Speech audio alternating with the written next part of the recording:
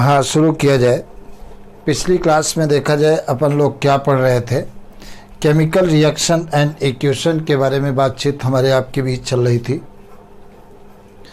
Chemical reaction and equation के बारे में बातचीत चल रही थी।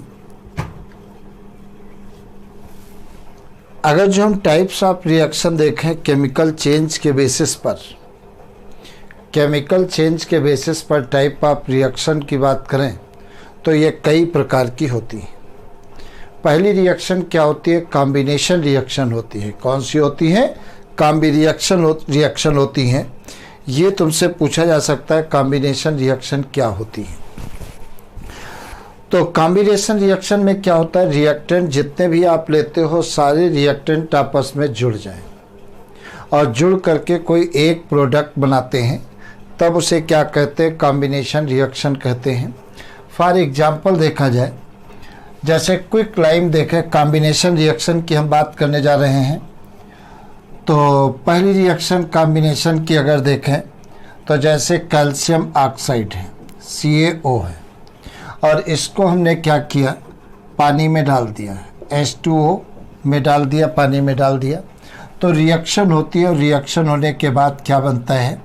ये कैल्शियम हाइड्रोक्साइड बनता है, CaOH का होल ट्वाइस बनता है, और प्लस क्या बनती है? हीट बनती है। इस प्रकार से क्या निकलती है? हीट निकलती है। तो यहाँ पर देखो क्या रिएक्शन हमारी बैलेंस है। यहाँ पर देखिए कैल्शियम एक, कैल्शियम एक, ऑक्सीजन देखिए एक ये, दो ऑक्सीजन। यहाँ पर OH का होल ट्वाइस लगा है तो दो ऑक्सीजन। हाइड्रोजन देखिए दो, हाइड्रोजन दो।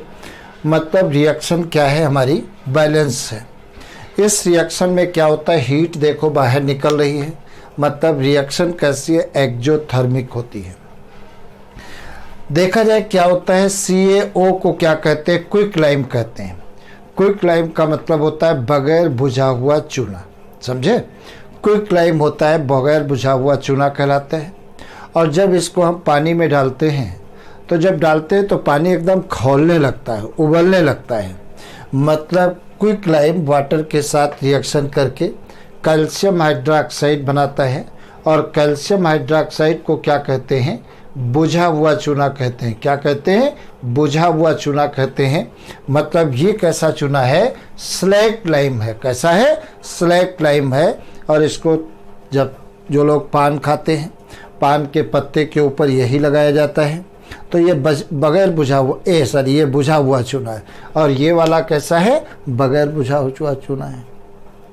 तो ये पानी में डालोगे तो पानी के साथ रिएक्ट करता है, कैल्शियम हाइड्रोक्साइड बनाता है, और ये बुझा हुआ चूना है, और ये हीट बाहर निकलती है। तो ये बात तुम्हें याद रखना है।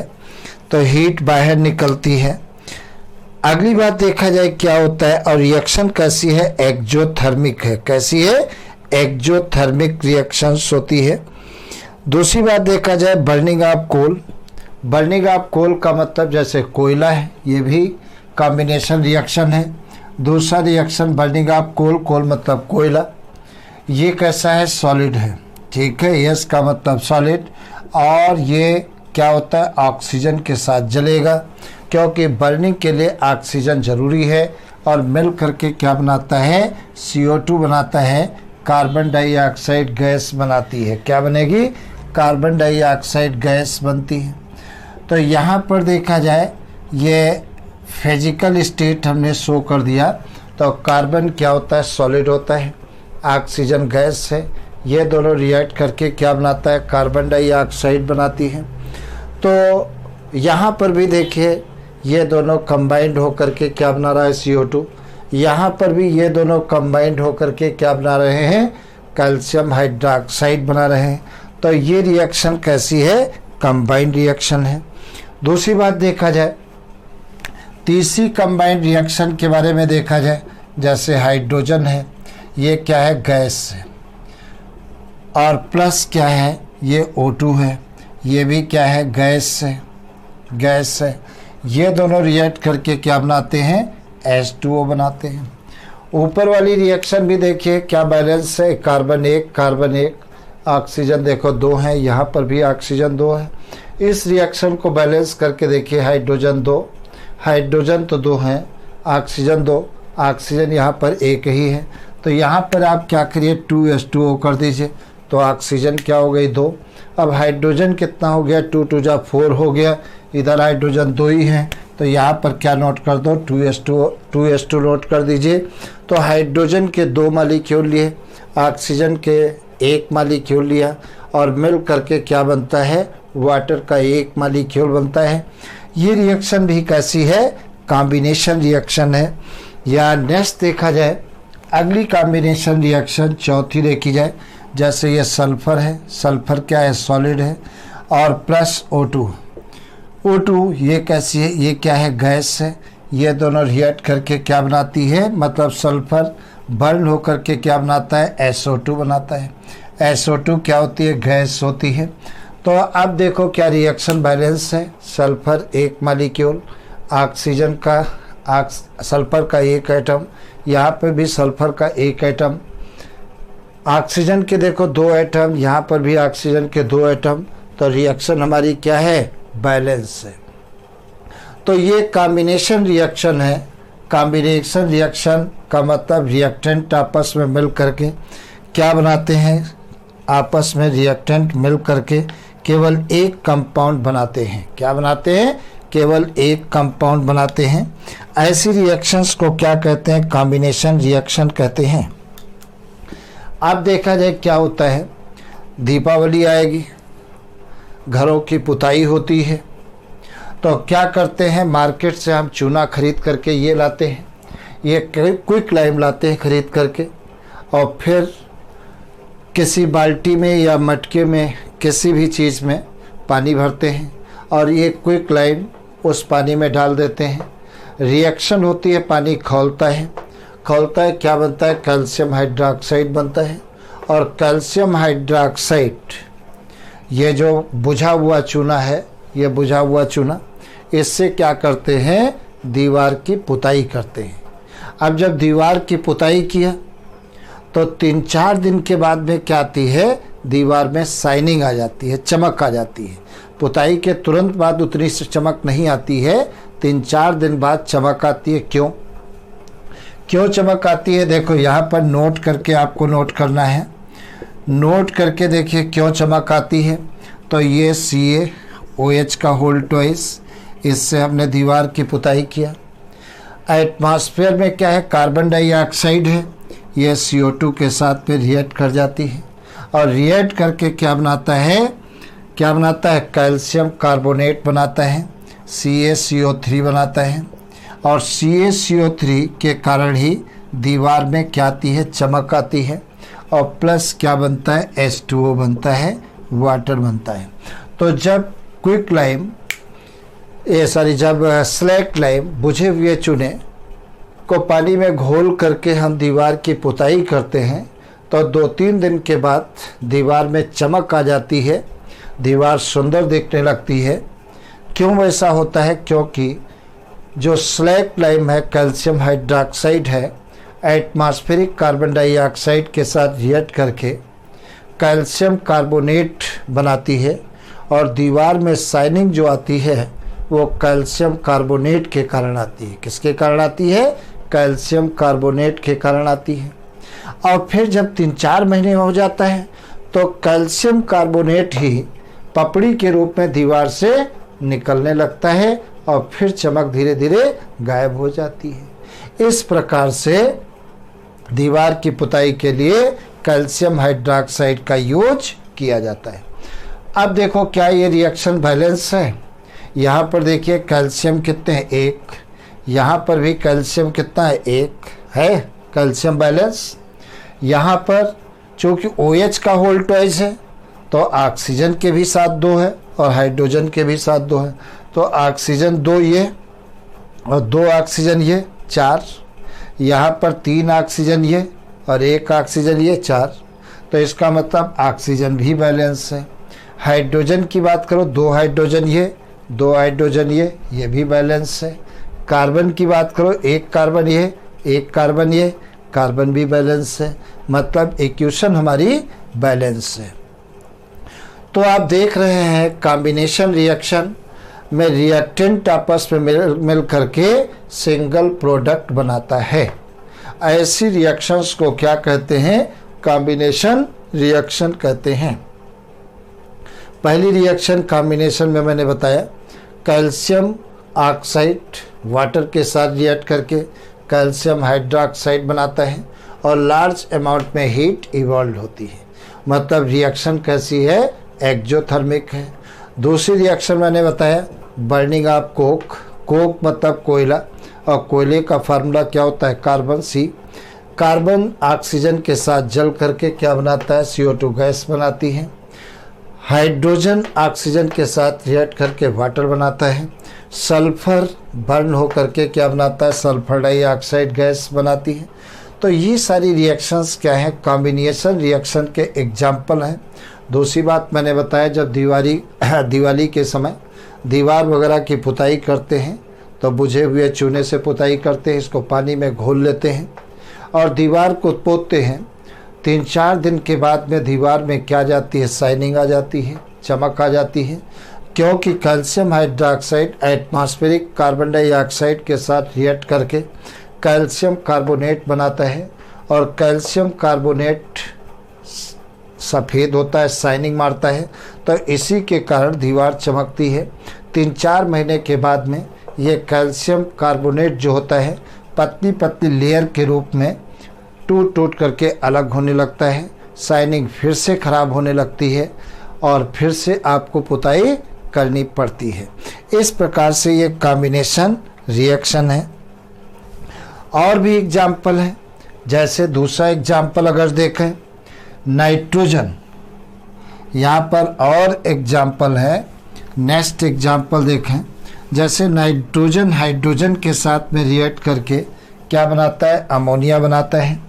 तो यहाँ पर ये 5वीं रिएक्शन देखो, नाइट्रोजन N2 हाइड्रोजन के साथ में रिएक्ट करके क्या बनाता है? NH3 बनाता है। ये NH3 बनाता है, अमोनिया गैस बनाता है। और ये भी कैसी होती है? एक्जोथर्मिक रिएक्शन होती है, हीट बाहर निकलती है। अब देखा जाए ये रिएक्शन हमें बैलेंस करना है। यहाँ पर नाइट्रोजन कितने हैं? 2। यहाँ पर नाइट्रोजन 1 है, तो हम ट्वाइस लगाएंगे, तो इसका मतलब नाइट्रोजन हमारे बैलेंस हो गए। अब देखिए हाइड्रोजन कितने हैं? 2 3 जा 6 हैं, और यहाँ पर हाइड्रोजन कितना है? 2, तो यहाँ पर 3। अब एक बात यहीं पर तुमको और बता दें, ये रिवर्सिबल रिएक्शन है। मतलब नाइट्रोजन और हाइड्रोजन आपस में रिएक्ट करके अमोनिया बनाते हैं और अमोनिया डिसोसिएट हो करके अमोनिया टूट करके नाइट्रोजन और हाइड्रोजन बनाते हैं। मतलब जब ये दोनों रिएक्ट करके अमोनिया बनाते हैं तब इस रिएक्शंस को क्या कहते हैं? फॉरवर्ड रिएक्शन कहते हैं। और जब अमोनिया टूट करके नाइट्रोजन और हाइड्रोजन बनाता है तब उस रिएक्शंस को क्या कहते हैं? बैकवर्ड रिएक्शन कहते हैं। मतलब रिएक्शन फॉरवर्ड और बैकवर्ड दोनों डायरेक्शन में चलती है। जब rate of forward reaction equal to the rate of backward reaction, तब उसे क्या कहते हैं? जब दोनों साइड में रिएक्शन की रेट बराबर हो जाती है तब उसे कहते हैं केमिकल इक्विलिब्रियम कहते हैं। केमिकल इक्विलिब्रियम का मतलब होता है rate of forward reaction equal to the rate of backward reaction. यहाँ पर क्या करते हैं? Fe कैटालिस्ट का काम करता है और मॉलिब्डेनम क्या काम करता है? Fe की कैटालिटिक पावर को बढ़ाता है। तो Fe कैटालिस्ट का काम करता है और मॉलिब्डेनम क्या करता है? कैटालिस्ट प्रमोटर का काम करता है। किसका काम करता है? कैटालिस्ट प्रमोटर का काम करता है। तो इस प्रकार से ये रिएक्शन हुई। फिर देखा जाए मैग्नीशियम का जलना, मैग्नीशियम रिबिन का जलना।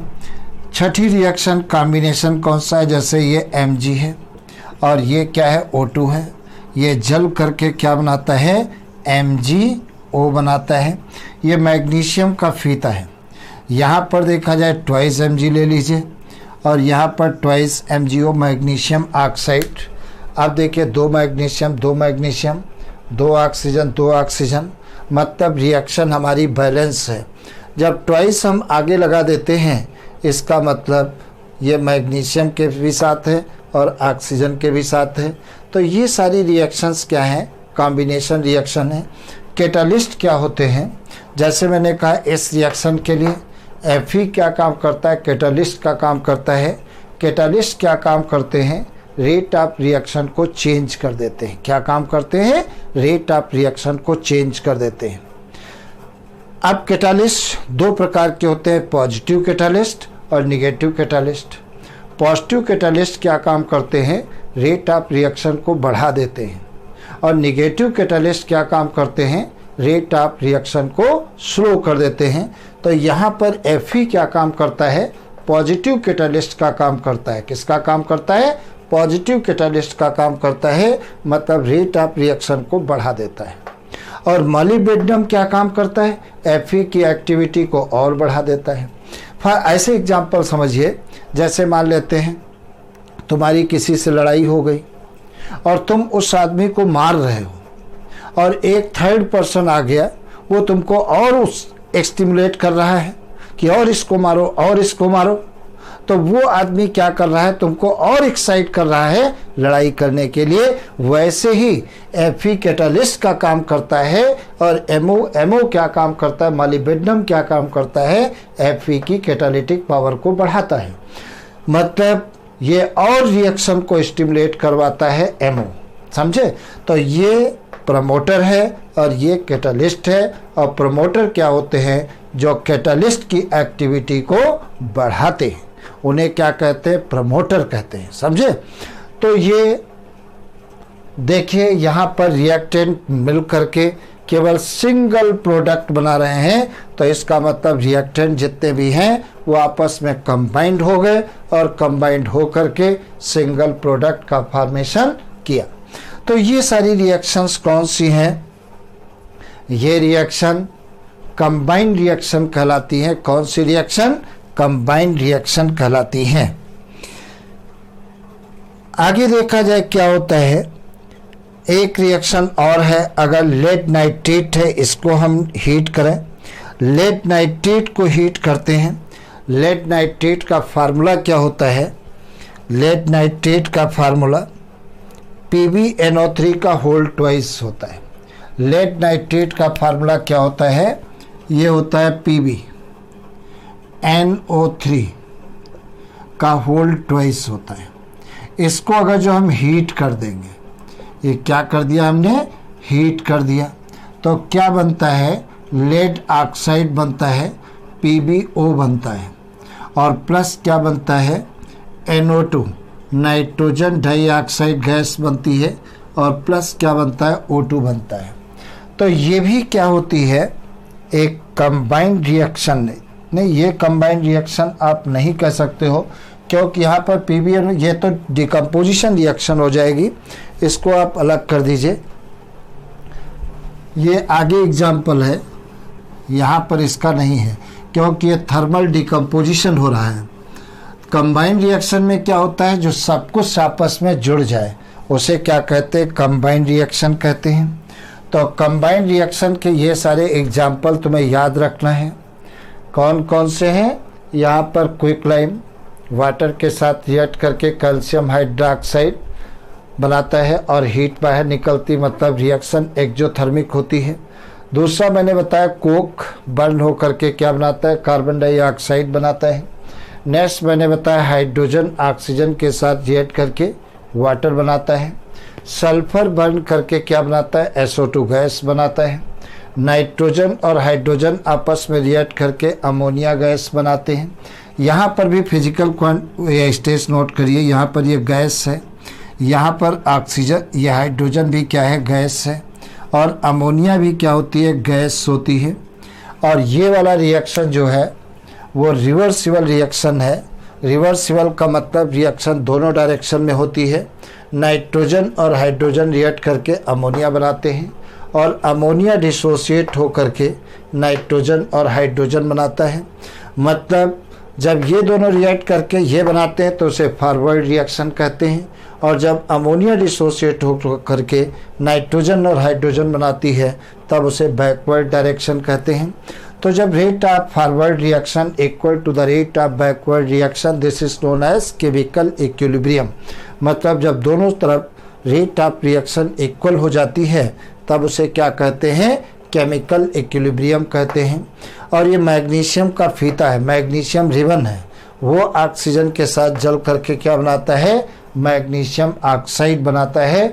तो ये सारी बातें हैं कंबाइंड रिएक्शन की। अगली क्लास में हम तुम्हें बताएंगे डिकम्पोजिशन रिएक्शन क्या होती है।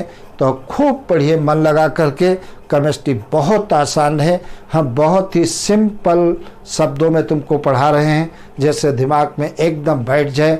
बस थोड़ा सा आप प्रयास करें और केमिस्ट्री के एकदम मास्टर हम तुम्हें बना देंगे। किसी भी प्रकार का टेंशन लेने की ज़रूरत नहीं है और खूब पढ़ाई करिए और खेलिए भी, लेकिन घर के अंदर, और शैतानी भी करिए, लेकिन ऐसी शैतानी करिए कि माता पिता परेशान न हो।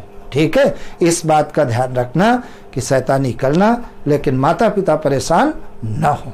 और खूब पढ़ाई करिए और जो भी तुम्हारी बात समझ में नहीं आती है कमेंट बॉक्स के अंदर लिख दिया करो, हम तुम्हें बताएंगे। ठीक, टेंशन नहीं लेना है। जो भी टेंशन आए आप कमेंट बॉक्स में डाल दीजिए, वो टेंशन हमको दीजिए और हम तुम्हारी टेंशन को रिमूव करेंगे, ये मेरा तुमसे वादा है। ठीक है, और सबको बताइए जिससे तुम्हारे दोस्तों को भी फायदा हो, तुमको भी फायदा हो। और हम जो अभियान चला रहे हैं कोरोना वायरस के अगेंस्ट, मतलब हम अपने बच्चों को, जो भी भारतवर्ष के बच्चे हैं उनको पीछे नहीं होने देंगे इस कोरोना की वजह से। और उस अभियान में हमें सफल होना है और सफल होने के लिए तुम्हारी भी मुझे ज़रूरत होगी।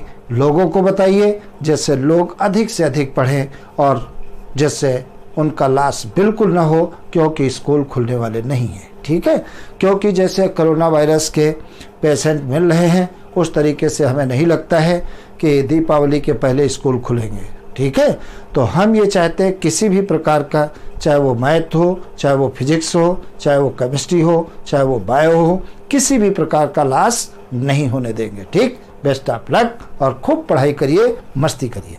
ओके।